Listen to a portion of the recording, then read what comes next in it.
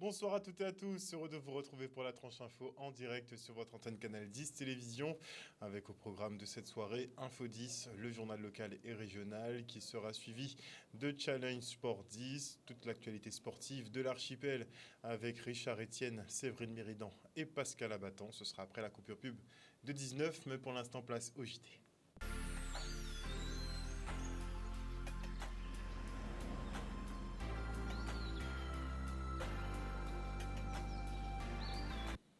Nous sommes le vendredi 28 avril 2023 et notez que France-Lise Jarnac a disparu du domicile de sa tante à Jean-Solin-Mornalo depuis le 24 avril dernier. Sa famille organisera une battue ce samedi matin pour tenter de la retrouver. Elle prie la population de bien vouloir se joindre aux recherches et donne rendez-vous à 7 h au terrain de handball Nelson Mandela à Mornalo. Et lundi prochain, nous aurons droit à la traditionnelle révision du prix des produits pétroliers qui sont fixés par la préfecture de Guadeloupe. Et pour le mois de mai, le samplon augmente de 8 centimes et coûtera 1,84 €. Le gasoil lui baisse de 8 centimes et passe à 1,62 €. Le prix de la bouteille de gaz diminue également et sera fixé à 21,36 €, soit 29 centimes de moins qu'en avril. Et voilà plusieurs mois que les prix à la consommation ne cessent d'augmenter et la situation n'est pas prête de s'améliorer. Emmanuel Macron parle effectivement d'une baisse des prix peut-être pour le mois de juin-juillet. En tout cas, l'inflation perdure et s'accentue. Donc fini les excès, le temps est au rationnement. Nous sommes partis à votre rencontre voir comment vous gérez ces situations. Regardez. C'est très difficile parce que je me rends compte que de plus en plus chaque jour, on nous dit que les prix changent. Par exemple, le sucre, là, ça a beaucoup augmenté. Tu sais, dans la vie, parfois, ouais, ça force un peu, mais bon, on n'a pas le choix. À l'heure actuelle, on est toujours obligé de changer. On s'adapte à la situation, mais bon, c'est vrai que ça augmente de jour en jour. Bien sûr, on a changé complètement notre consommation. Je trouve les prix super exorbitants et c'est hallucinant, quoi. Il y a trop d'abus, c'est... Non. Je fais les courses pour ma mère, mais l'habitude c'est 200 et puis. Et là, maintenant, le caddie là, nous donne 306 €. C'est vraiment trop cher. En Guadeloupe, tout augmente. Au lieu de faire baisser, on augmente. Donc nous, on n'a pas le choix. On est obligé de... On n'a pas le choix d'acheter. On doit manger, on doit vivre. Donc voilà quoi. Moi, ça fait un moment que j'ai changé mes habitudes. Parce que non seulement l'alimentation, je ne sais pas au juste qu'est-ce que je mange. Je sais qu'il y a beaucoup de modifications concernant l'alimentation. Donc moi, ça fait un moment, et d'autant plus que là, à cause de l'inflation, c'est pire. C'est pire. Parfois, on peut aller à la pêche, mais bon, maintenant, la pêche est toujours difficile. Je vis très mal dans la mesure que maintenant, je suis obligée de faire des listes et réfléchir à mes dépenses et aussi tout calculer. C'est déstabilisant. Non, j'ai pas changé, c'est juste que je réduis sur les courses maintenant. Donc du coup, je me fais un budget de 200 € à ne pas dépasser. Et puis s'il manque des aliments, on ne les prendra pas. On prend l'essentiel et puis c'est tout. On a réduit aussi, entre autres, les restaurants, les choses comme ça. Donc on y va moins. Surtout quand on fait les courses pour ses enfants, tout ça, on commence à... Bon, effectivement, on achète moins. On fait attention à nos dépenses. Consommer moins. Je consomme beaucoup moins. Je fais comme nous, comme tout le monde, je pense. On regarde les prix, on achète un peu moins de viande, de choses comme ça. Voilà, et puis on fait attention. Oui, les sorties, c'est plus comme avant du coup. Donc on reste à la maison le week-end, plus de cinéma forcément. Donc voilà. Prendre le strict minimum. Voilà, on peut plus faire des cas en fait, malheureusement. Notez que les prix dans l'alimentaire ont augmenté de plus de 15% et ça devrait continuer au-delà des 20%. Mais effectivement, il ne faut pas oublier que l'inflation n'a strictement rien à voir avec la guerre en Ukraine. Monsieur Leclerc du groupe des supermarchés Leclerc n'a pas manqué de le souligner il y a 3 jours sur BFM TV. Et au terme de son congrès, l'UNSA Guadeloupe replace Michel Le Tapin à sa tête, le reste en images. Le 8e congrès de l'UNSA Guadeloupe, il fallait bien sûr que l'on se déplace au niveau national, comme on le fait d'ailleurs d'habitude. Et ce sont en plus les préparatifs de notre congrès national qui va se tenir à Dijon. Donc les forces vives de la Guadeloupe comptent énormément pour l'UNSA. Et donc le trésorier général que je suis, bien sûr, se devait de venir voir Michel Le Tapin et son équipe. Et bien sûr tous les militants pour les saluer et les encourager dans leur action. Nous sommes partie prenante, bien sûr, de l'intersyndicale en métropole. Et puis bon, je sais qu'en Guadeloupe, vous avez de l'avance sur nous, puisque l'intersyndicale s'est fait depuis quelques années et fonctionne bien. Et si le seul avantage du dossier des retraites, on pouvait le dire, c'est celui-là, c'est justement pouvoir se retrouver dans l'intersyndicale pour lutter contre cette loi et pour pouvoir la faire retirer. Aujourd'hui, là, nous, en congrès, qu'on savent, chaque congrès, c'est le moment où on a posé, on a fait bilan à 4 années qui passaient et on a tracé de nouvelles perspectives pour l'organisation là. Et c'est ça nous décidons de faire et nous choisissons comme thème pour le congrès là ça, le syndicalisme aujourd'hui, quelle forme d'engagement. Tout simplement parce que nous constatons que nous avons une progression légère à nombre d'adhérents nous, mais depuis quelque temps nous voyons que ça mollit. Je vais laisser le micro à notre ancien et nouveau secrétaire général, voilà, de l'Union régionale, M. Michel Létapé. Sur vos applaudissements, s'il vous plaît. Merci beaucoup. Et oui, encore 4 ans. Là, c'est une lourde responsabilité que j'assume. Et effectivement, là, on part effectivement avec une nouvelle équipe pour préparer la relève. Parce qu'il faut effectivement que maintenant, l'UNSA a atteint sa vitesse de croisière en Guadeloupe. Maintenant, il faut on a choisi une équipe, un nouveau bureau pour permettre à l'UNSA de continuer sa progression. Pour l'Union régionale, monsieur le secrétaire, vous êtes un homme heureux? Très heureux. Un reportage signé Michel Depape. Le Lamentin, lui, intègre le programme Petite Ville qui vise à la revitalisation des territoires de moins de 20 000 habitants. Et cela passe par la promotion de projets respectueux de l'environnement. Le reportage. Petite Ville de demain est un programme de revitalisation des centres-villes et des centres-bourgs, notamment pour les villes de moins de 20 000 habitants, qui est soutenu par la NCT et qui vise à promouvoir un certain nombre de projets qui sont respectueux de l'environnement. Et au niveau de la Guadeloupe, c'est 7 communes qui ont bénéficié ou qui bénéficient de ce programme Petite Ville de demain. Alors je vais les citer, c'est le Lamentin, Bouillante, mais aussi Terre-de-Haut et Terre-de-Bas. C'est aussi Sainte-Anne, le Moule et Mornalo. Le programme Petite Ville de demain, qui est un programme ambitieux pour la ville de Lamentin, comme d'autres villes de Guadeloupe, nous sommes plusieurs à avoir été retenus. C'est un programme qui va changer la vie des Lamentinois et qui va aussi beaucoup améliorer, on va dire, la ville de Lamentin en termes de capacité économique, son visuel aussi, l'esthétique aussi. La ville de Lamentin sera beaucoup plus belle. Voyez l'entrée de Borel à Lamentin, c'est pas joli quand même. Petite Ville de demain, nous allons rénover ça complètement. Quand on va entrer à Lamentin, on va sentir qu'on entre dans une ville dynamique, belle, etc. Dans le cadre de l'accompagnement par les crédits de l'État, mais aussi de la région, du département ou de la communauté d'agglomération Nord-Basse-Terre, eh bien, l'État va participer notamment à permettre de recruter, et a permis de recruter un chef de projet qui a bâti ce programme Petite Ville de demain pour la ville du Lamentin.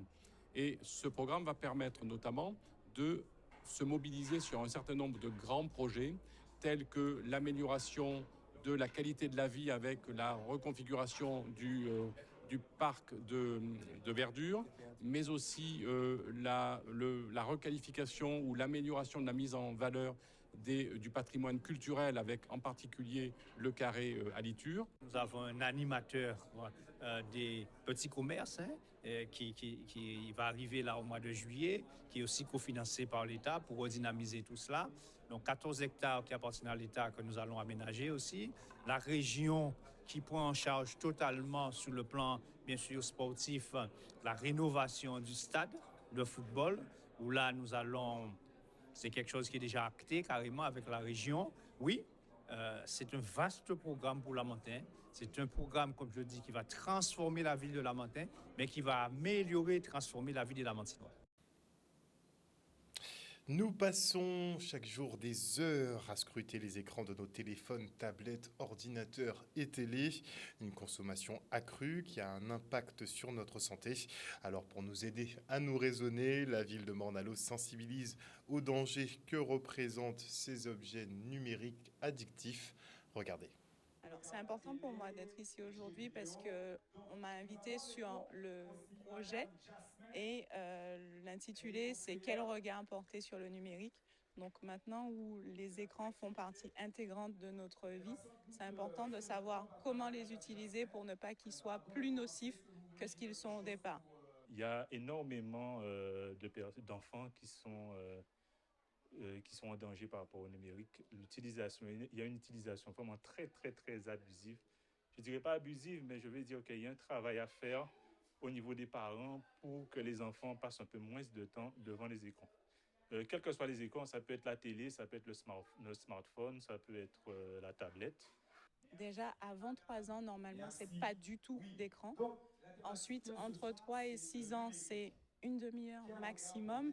Et après, en fonction, on arrive à gérer à partir de 6 ans, à partir du collège, du lycée. Les conséquences de rester devant les écrans sont la fatigue visuelle, les maux de tête, l'absence de convergence, c'est-à-dire la coordination des deux yeux ensemble, la vision floue, les yeux qui piquent, parce que souvent, quand on est devant un écran, on est concentré, donc on ne cligne plus, on ne détend pas le regard en regardant en vision de loin. Donc ça, c'est une chose. Ensuite, ça peut être l'isolement des enfants, le retard de langage, ça peut être un retard général, un retard de développement psychomoteur, retard de langage, retard de lecture, trouble de la lecture, trouble des apprentissages, trouble du graphisme, parce qu'on est concentré devant un écran et puis on n'a pas d'interaction avec l'extérieur. Donc du coup, ça peut être nocif pour les enfants si c'est mal utilisé. Mais c'est une bonne chose déjà. C'est pour déjà les mettre en confiance et aussi en fonction des élèves, des parents, des professeurs, et puis faire l'échange. Il y a le danger de l'addiction. Il y a beaucoup de gamers parmi nos enfants. Donc, c'est surtout au niveau des jeux vidéo, au niveau des réseaux sociaux. Il y a TikTok maintenant qui est vraiment en vogue là maintenant. C'est surtout les réseaux sociaux, les images qui peuvent être choquantes sur les réseaux sociaux, WhatsApp. Il y a aussi, on peut dire aussi, sur les jeux vidéo, en tout ce qui concerne les jeux vidéo aussi, il y a des jeux vidéo qui peuvent être très, très, très violents. Des jeux vidéo comme GTA. Donc, des jeux vidéo qui sont très souvent interdits au moins de 18 ans, mais qui sont joués par des enfants de 7 ans. Donc, on a déjà parcouru pas mal d'écoles et on se rend compte que beaucoup d'enfants jouent aux jeux violents, beaucoup d'enfants ont accès aux images choquantes. Et pour nous, ça sera... on a un gros chantier à effectuer. Des enfants qui baignent là-dedans carrément. Et vu le réalisme des nouveaux jeux vidéo, sincèrement, on a plus affaire à de l'immersion qu'à une expérience de gaming comme on avait à l'époque. Et on se rend maintenant au lycée Charles Coueffin, où la gendarmerie et la police promeuvent leur métier auprès des jeunes. Les lycéens ont ainsi pu revêtir les équipements des forces de l'ordre, tenir une arme, ou monter à bord d'un véhicule blindé. Un avant-goût des missions de terrain. Regardez.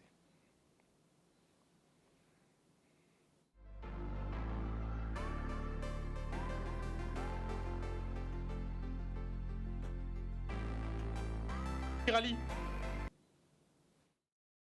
Nous organisons avec le Trinôme académique un rallye citoyen au lycée Charles Coueffin ce vendredi après-midi. Avec la suspension du service national dans les années 99, on a naturellement eu, on va dire, un lien qui s'est peu à peu distendu entre la jeunesse et tout ce qui est défense.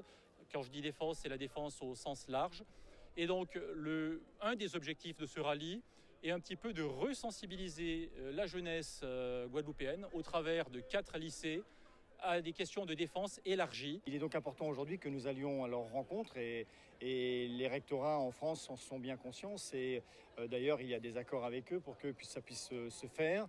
Et c'est à ces occasions, évidemment, qu'il faut venir montrer aux jeunes ce qu'aujourd'hui, ils ne viennent plus voir par le service obligatoire. C'est évident, les uniformes passionnent les jeunes parce que derrière l'uniforme, il y a de la rigueur, il y a de l'engagement, il y a aussi des métiers qui font envie, c'est servir les autres. Alors c'est ça, je crois, qu'on vient délivrer aujourd'hui comme message. C'est formidable. Je prends un réel plaisir à être ici aujourd'hui. Je vois les policiers, les gendarmes, les pompiers, les douanes, la région. C'est vraiment formidable pour tous les jeunes qui sont présents aujourd'hui. Il y a de belles démonstrations, de belles choses à voir. Et moi-même qui suis professionnel, je prends un réel plaisir à être ici et à regarder tout ça, à rencontrer les personnes sur les différents stands. Et je pense aussi que c'est une réelle chance pour les élèves. C'est une belle opération pour le recrutement, pour donner envie, pour donner des idées, pour rapprocher la police de la population, pour rapprocher les autres services de la population. C'est vraiment, vraiment formidable. J'ai pu voir un véhicule blindé du GIGN. J'ai pu tenir une vraie arme. J'ai appris les différents corps qu'on peut retrouver à la gendarmerie. Et j'ai pas encore fait le tour des stands, mais j'aimerais en faire un maximum avant la fin de la journée. C'était bien, c'est la première fois que je monte sur une moto. Et donc ça fait un peu de stress, mais sinon ça va. Franchement, ça pèse vraiment. Et maintenant, on se rend compte de comment ils sont sur le terrain parce que ça pèse énormément. Avec l'arme, le casque et le gilet, donc on se rend compte vraiment du métier, quoi. Je présente aux jeunes la police scientifique, donc je leur explique comment rentrer dans la police scientifique. Donc c'est par voie de concours, 3 niveaux de concours, donc niveau bac, où on est technicien de police technique et scientifique, niveau bac plus 2, où on est technicien principal de police technique et scientifique, et niveau ingénieur, où on est à recruter à bac plus 5. Donc voilà, et ensuite je leur explique en fait les métiers de la police technique et scientifique, qu'on est amené, nous, à aller sur les scènes d'infraction, qu'elles soient délictuelles ou criminelles, à la recherche des moindres traces et indices qu'on peut retrouver sur les scènes d'infraction. Donc ça peut être des traces papillaires, c'est-à-dire les empreintes que laissent les individus sur les scènes lorsqu'ils commettent leurs méfaits. Ça peut être de l'ADN, ça peut être aussi des traces numériques, puisque maintenant, on peut exploiter les téléphones, les vidéos, les bandes sonores, les GPS, enfin tout élément, tout indice qui va nous permettre de comprendre ce qui s'est passé et d'identifier les auteurs des crimes et des délits. Oui, il pose beaucoup de questions parce qu'en général, la police scientifique, c'est un métier qui intéresse, qui interpelle. Et le fait d'avoir mis aussi une scène de crime, tout de suite, les jeunes sont intéressés, ils se posent des questions, ils essaient d'échafauder un scénario et de comprendre aussi ce qui s'est passé, quoi. Donc l'objectif, c'est vraiment de donner accès aux élèves et aux jeunes à l'information, tout d'abord, sur ces différentes administrations, sur ces différents métiers, et aussi de les sensibiliser sur les enjeux de la défense, puisque bien qu'on soit sur un petit territoire, la Guadeloupe, nous ne sommes pas à l'abri des différentes menaces. Et donc c'est important que les jeunes sachent un petit peu qui fait quoi sur le territoire et qui ferait quoi en cas de crise majeure.